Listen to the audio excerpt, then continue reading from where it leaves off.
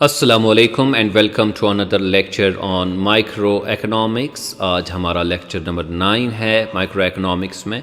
और आप जानते हैं कि हम NCERT CBSE लेवल की जो माइक्रोइकोनॉमिक्स है उसके साथ डील कर रहे हैं।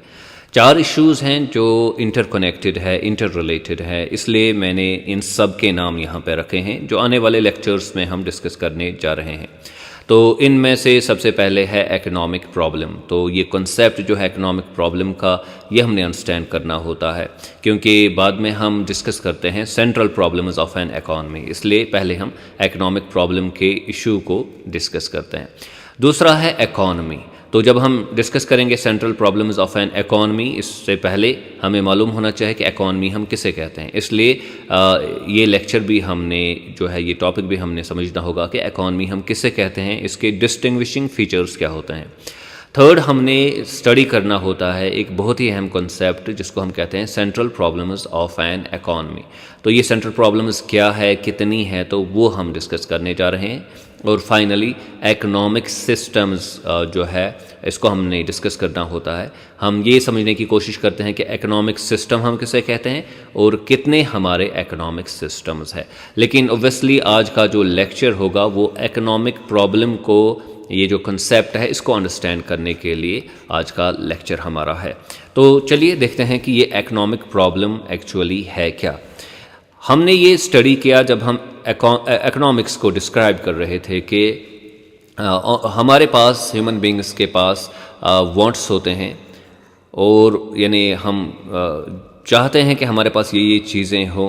काफ़ी वांट्स हमारी होती हैं, ज़रूरियात होती हैं, या काफ़ी सारी चीज़ों का शौक़ हमें होता है, तो हमारी वांट्स होती है। लेकिन हमारे पास रिसोर्सेज भी होते हैं। तो एक वांट को सेटिस्फाई करने के लिए हमारे पास रिसोर्स होता है, तब जाके हम एक वांट को सेटिस्फाई कर सकते हैं। फॉर एग्ज़ाम्पल, आप जो है अभी कोई कोर्स कर रहे हैं, तो एक कोर्स करने के लिए जो है आपको फ़ी ज़रूरत होती है, तो उसके लिए पैसे ज़रूरत होंगे, तभी जाके आप एक कोर्स जो है वो मुकम्मल कर पाएंगे।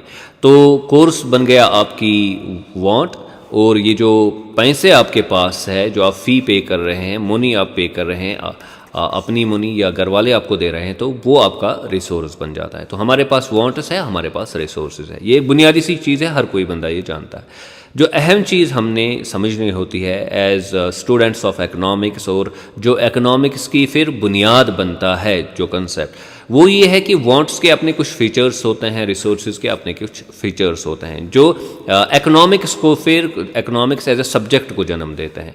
वो क्या होती हैं, वो क्या फीचर्स होते हैं इनके। जो हमारी वांट्स है वो अनलिमिटेड है।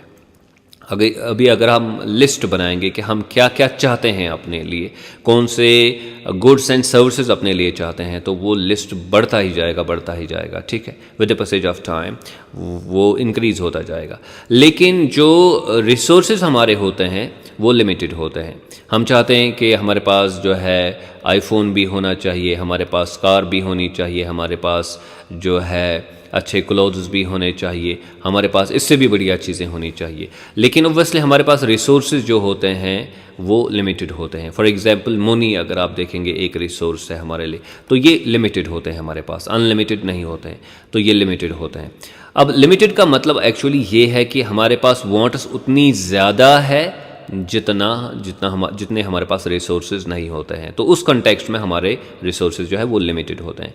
एट द सेम टाइम जो हमारे रिसोर्सेज होते हैं उनके अल्टरनेटिव यूजेस होते हैं। ये कॉन्सेप्ट हमने पहले भी डिस्कस किया हुआ है, तो यहाँ पे जस्ट याद दहानी के लिए मैं बता दूँ कि अगर आपके पास 2000 रुपया है, ठीक है, ये आपके पास रिसोर्स है, तो आप इस 2000 से कोई बुक खरीद सकते हैं, आप इससे कोई जो है क्लोथ्स खरीद सकते हैं, आप इससे कोई शूज़ खरीद सकते हैं, या आप अपनी जो फ़ी है इससे पे कर सकते हैं, या और कोई चीज़ इससे कर सकते हैं। लेकिन हर कोई चीज़ नहीं कर सकते, क्योंकि हर जो यहाँ पे यूज़ हम देख रहे हैं इसमें 2000 रुपया आपका लग जाएगा। So the point here is कि जो आपके रिसोर्सेज होते हैं उनके अल्टरनेटिव यूजेस होते हैं, मुख्तलिफ इस्तेमालात होते हैं। अब इससे क्या होता है, एक तरफ तो हमारी वांट्स अनलिमिटेड है, जो हम फुलफ़िल नहीं कर सकते सबकी सब, बिकॉज हमारे पास जो है रिसोर्सेज है वो लिमिटेड है। एट द सेम टाइम जो हमारे रिसोर्सेज है उनके अल्टरनेटिव यूजेस है। अब इससे बुनियादी जो इकोनॉमिक्स एज अ सब्जेक्ट जो है उसका वजूद इसी से होता है, क्योंकि हमने क्या करना होता है, हमने चॉइस करनी होती है कि कौन सी वांट हम सेटिस्फाई करेंगे और अपने रिसोर्सेज को किस इस्तेमाल में लगाएंगे। ठीक है, तो चॉइस करनी पड़ती है। यही चॉइस जो है ये इकोनॉमिक्स की बुनियाद है, यही चॉइस इकोनॉमिक्स की बुनियाद है। हम इकोनॉमिक्स में एक्चुअली पढ़ते ही यही है कि ये चॉइस कैसे एक्सरसाइज की जाती है, कैसे ये चॉइस होती है। इसलिए इकोनॉमिक्स को साइंस ऑफ क्या चॉइस भी कहते हैं, स्टडी ऑफ चॉइस भी कहते हैं। इसको स्टडी ऑफ स्कार्सिटी भी कहते हैं। स्कार्सिटी का मतलब है रिसोर्सेज का कम होना, किल्लत में होना, वांट ज़्यादा होना लेकिन रिसोर्सेज कम होना। तो इसको हम स्टडी ऑफ स्कार्सिटी भी कहते हैं, स्टडी ऑफ चॉइस भी कहते हैं।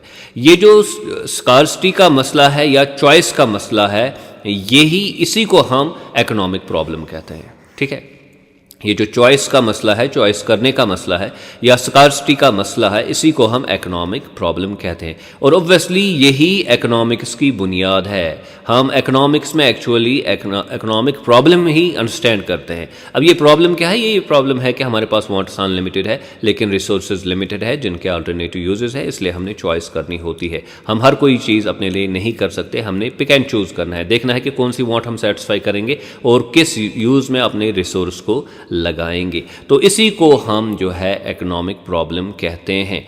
तो what is economic problem? Economic problem को कंक्लूड हम यहाँ पे करेंगे। हमारी वांट्स जो है वो अनलिमिटेड है, रिसोर्सेज लिमिटेड है और उनके अल्टरनेटिव यूजेस है, इसलिए हमने चॉइस करनी पड़ती है।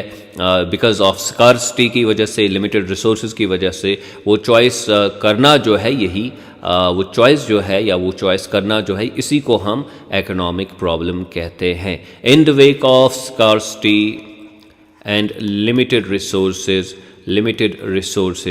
we have to make decision, हाँ, या decisions और choice। तो इसी को हम कहते हैं, यही हमारे लिए एक इकोनॉमिक चैलेंज है हमारे सामने, या यही हमारे सामने इकोनॉमिक प्रॉब्लम है। आई होप कि आज का लेक्चर आपने अच्छे से समझा होगा। ये एक मुख्तसर सा लेक्चर था, तो ये पहला था यहाँ पे इकोनॉमिक प्रॉब्लम हम किसे कहते हैं, ये आपने अच्छे से समझा होगा। Do subscribe to my YouTube channel Earnest Economics. Thank you very much.